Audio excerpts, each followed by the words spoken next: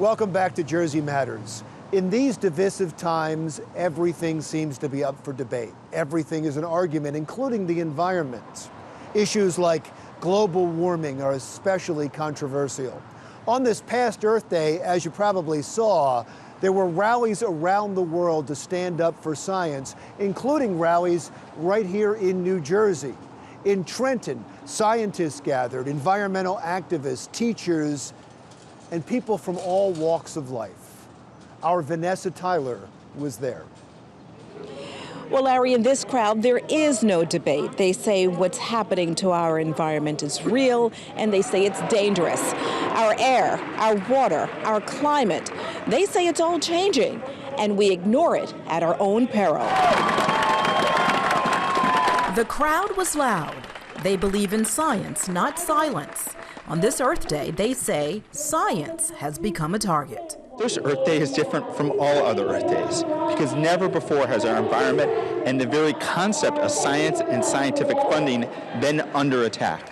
That's what brought out the crowd gathered at the War Memorial in Trenton for a rally, then a march. Among them, 8-year-old Grant Applegate holding a globe. Grant has one wish.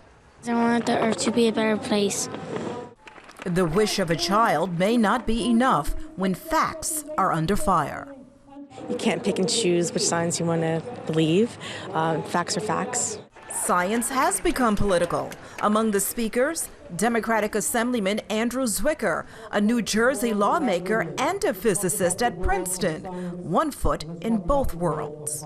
The key then is that people, everybody who's listening to this, has to vote, and vote for people who believe in science and believe in evidence and believe that we're not in conflict when we say it's good to grow the economy and it's good to protect the earth. They say the evidence is there. Looking at, the rising sea levels, and if you go to our website njmarchforscience.com, we have graphics about what the Jersey Shore looks like now and what it might look like in 10 years, what it might look like in 20 years, and there's a visible difference.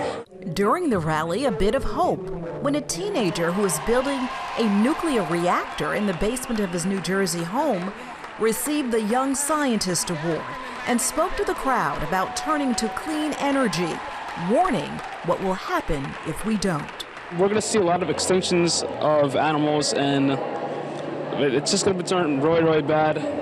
Very high temperatures, and there might be some crop failures in the future if we don't change it. Then they marched to the state capitol, where the keynote was delivered by environmental activist former Governor James Florio, who fears a future where nations fight over clean water. He also reminded the audience when he was in Congress, he authored the Superfund program to clean up the nation's most hazardous waste sites, federal funds that are now under attack, especially affecting New Jersey. New Jersey has the questionable distinction of having more Superfund sites in our state than any other state. Also here, Congressman Frank Pallone. They believe under the present administration in Washington, this just can't be a march. It must be a movement.